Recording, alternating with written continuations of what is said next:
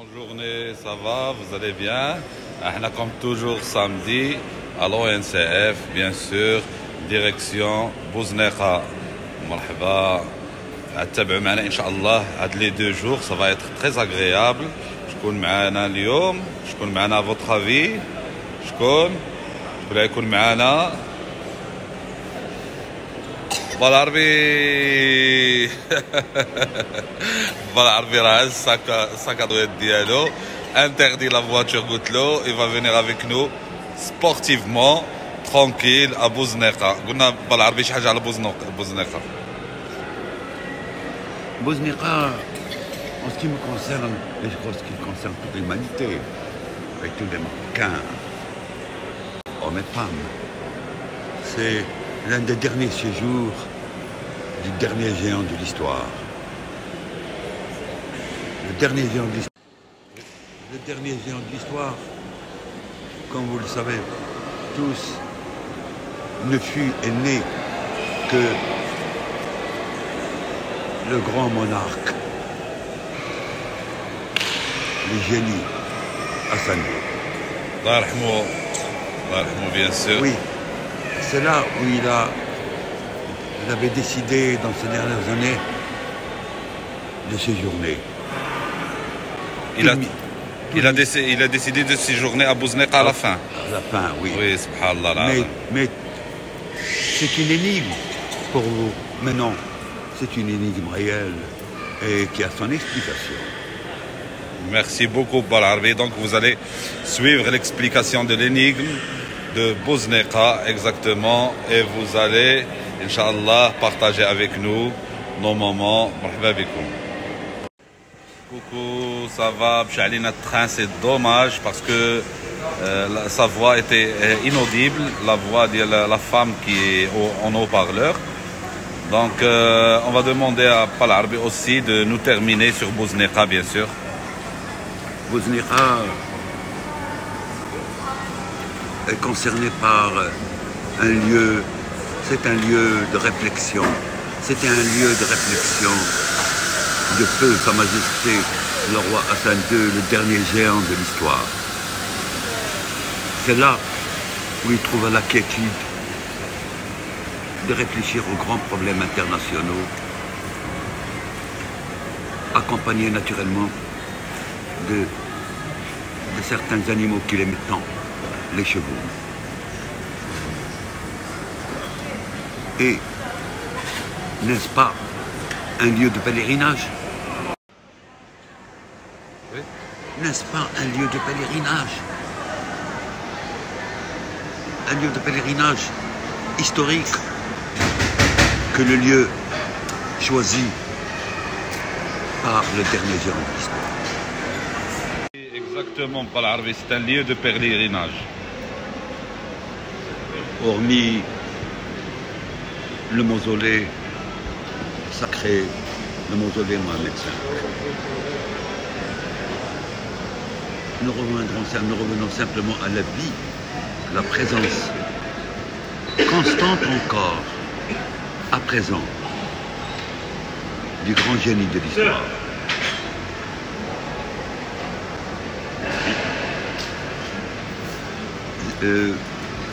Cette région est tentée par sa présence, est tentée par ses souvenirs, est tentée par toutes les grandes décisions qu'il a prises. C'est très très beau et on souhaite à feu Sa Majesté Hassan II, Inch'Allah, Rahmat Nizl alayh, de la part du divin, Rahma et tout ça. A-t-il réglé? Combien de problèmes a-t-il réglé? Grands artistes sont jalousés, bien sûr. Sont jalousés et sont combattus par l'uniformité. C'est normal. Le pouvoir étant élastique, la vie aussi. Mais la continuité est assurée. Bien sûr. Comme dit l'adage, le roi est mort, vive le roi. Exactement. Ainsi, Mohamed VI est présent. vivant. Que Dieu le protège. Et nous avons toujours l'âme d'Hassan II, ce grand génie qui est présente. Incarné en Mohamed VI. Incarné en notre roi Mohamed VI. Donc notre roi, alhamdoulilah, Mohamed Sadis, alhamdoulilah, notre roi a l'opportunité et a l'accent d'être bien sûr lui-même avec son potentiel et aussi d'être son père, dans une autre entité. Donc, grâce à Dieu, c'est Mohamed VI, le roi du Maroc, qui nous gouverne avec l'ombre de Hassan II. Avec l'ombre.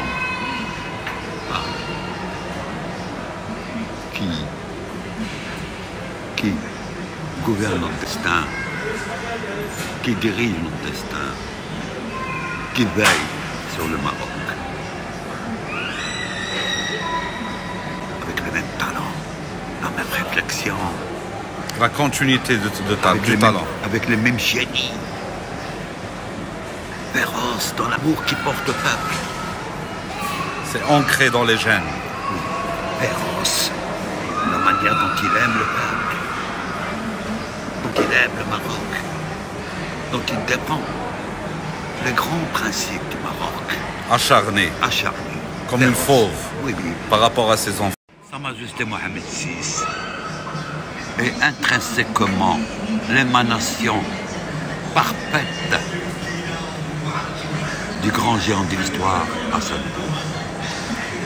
Exactement, c'est pas la réincarnation, mais c'est le continuement du style, la continuité de l'évolution spirituelle d'une âme royale. Exactement. C'est la continuité de l'évolution spirituelle d'une âme royale. Alors, ainsi Mohamed VI est le quasi-dépositaire de Sa Majesté Hassan II. Mohamed VI est le dépositaire des énergies, bien sûr, de Hassan II. Il a été choisi, bien sûr, par Dieu et par son père. La speakerie nous annonce que bientôt nous allons pénétrer au niveau de la gare de l'Amir Abdelkader. Alors, tout cela, c'est un peu d'histoire qui a fait cause avec le Maroc. Le Maroc, dans son grand combat, pour aider l'Amir Abdelkader au niveau de sa guerre contre la France. Exactement. Et naturellement, l'âme d'Hassan II et celle de Mohamed VI sont présentes. Pour vous dire que Amir Abdelkader, c'est un Algérien bien sûr, et que le Maroc a aidé encore une fois l'Algérie contre la France. Son retour bien sûr. Sans reconnaissance. Voilà, nous sommes... Voilà, on est en train pour faire le grand pèlerinage, l'un des seuls pèlerinages qui restent à Bouzneqa, bien sûr, la terre sainte où feu Sa Majesté Hassan II s'inspirer, bien sûr. Oui, pas l'arabe. Où Sa Majesté Hassan II trouvait l'inspiration nécessaire. Nous bouclons notre mini-voyage et notre expédition en même temps vers le lieu saint Bouzneqa. Aucune reconnaissance, aucune main tendue, aucune amicalité, aucun. Nous sommes condamnés à soulever le problème de l'émir Abdelkader, puisque nous traversons la gare qui porte son nom.